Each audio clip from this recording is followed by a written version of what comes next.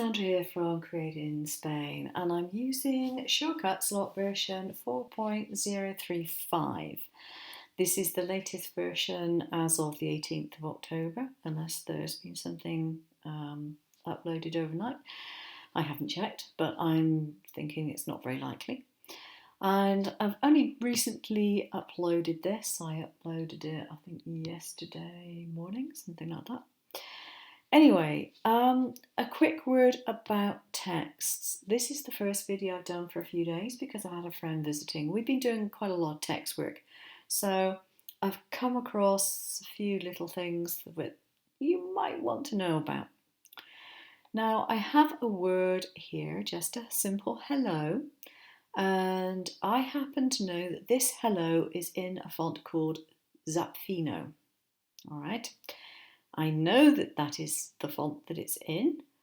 However, if I go to the fonts here and I go to look at fonts in this project, it's telling me I've got Mincho plus 36. I haven't. I have Zapfino for this. I do not have this one on my project at all. There seems to be a little glitch where it's remembering fonts that you have previously used. Even if you've scrubbed them off and completely taken them off of your project, it's still recognizing that it was there, which is a little bit of a problem if you're trying to find out what your font was, because this is telling me that it's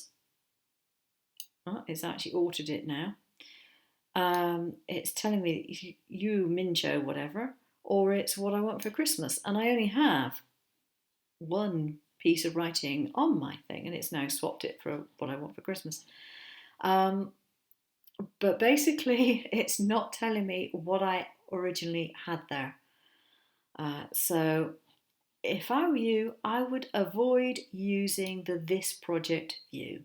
Use your favourites and use the all, but avoid this project because it is going to confuse the living daylights out of you. Okay. Now, there are, dear, going foggy. There are several ways to view your fonts. You can, as you can see here, view your fonts via the library. So I can change that to Zapfino or whatever other font I might fancy doing. And it should, in theory, just change it. I'm getting a hang-up signal, of course. This is a problem that I've only had in the last few versions of Shortcuts a lot. It may possibly be something to do with the fact that I've upgraded to the latest Mac operating system, or it could possibly have something to do with the fact that I've got quite a few fonts in, but there again I did get rid of quite a few fonts, so I'm not sure that should be the issue. But anyway, you can change your font with this one. So that's one way of changing your font. You can change it by going down the list or going up the list. For some reason mine always stays at the bottom end of my list. I don't know why that is, but it does. But there is indeed another way that you can change your fonts, and you may have ignored it. In fact, I've ignored this. I don't even know when it was brought in. If it's been in here all along, it could well have been.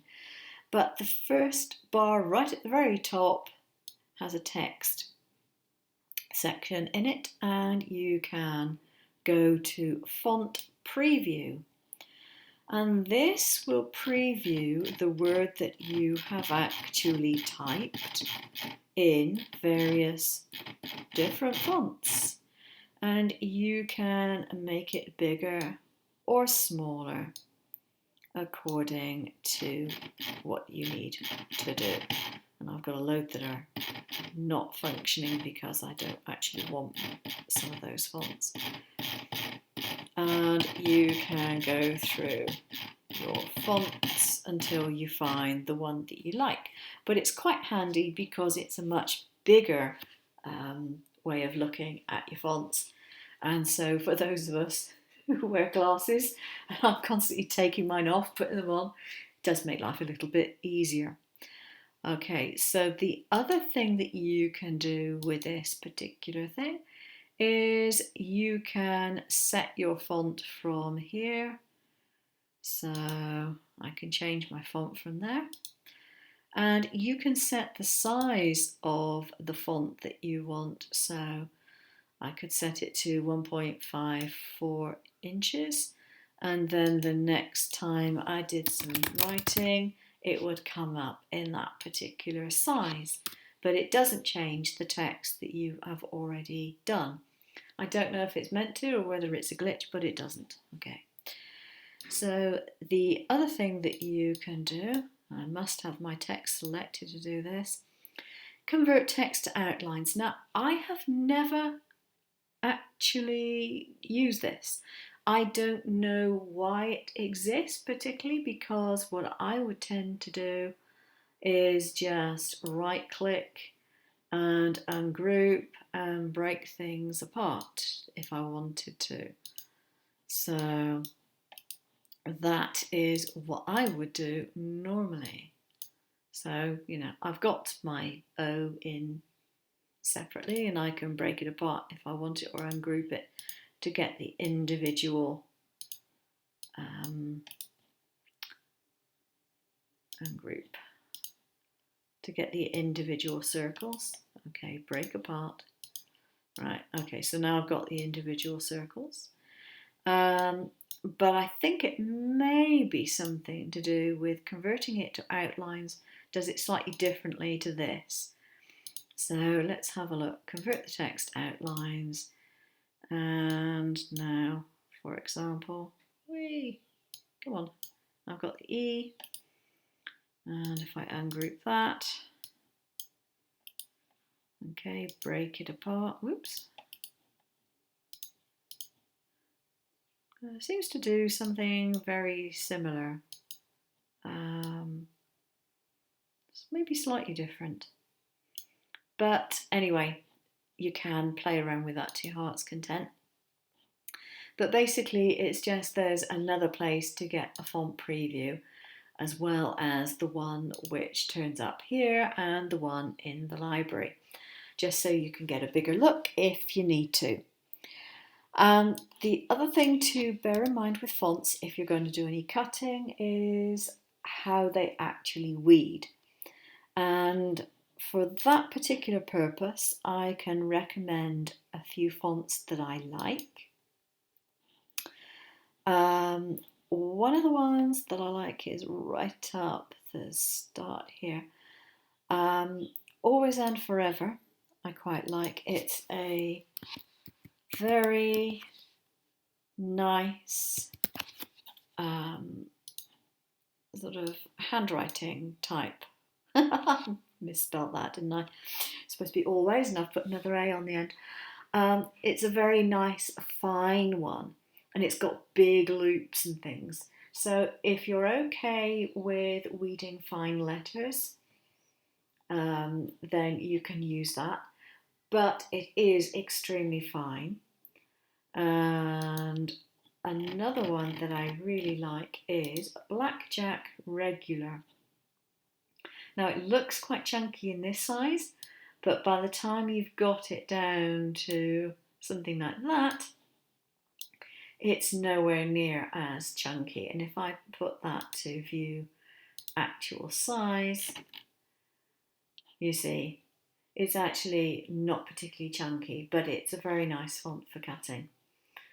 And if you want one which is chunkier than that, I rather like Pacifico.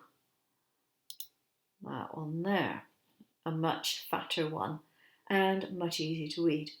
Now bear in mind, if you've got a font that appears to be joined up, look at it when it doesn't have any, look at it when it doesn't have any colour selected. And if I zoom in here, you can see that there are cut lines for the individual letters. They're not yet welded together. So you need to go to Path and Union to weld them and be able to cut them in one piece. Okay, Now that applies to any font, but if you want to cut them in one piece, my advice is to take the colour away so you see only the outlines, and then you can look at what you're getting and what you will end up cutting and get a much, much better idea of what you're going to do. The other thing which is worth doing, now it will depend on the font that you're using, because some fonts are professionally made and some are not.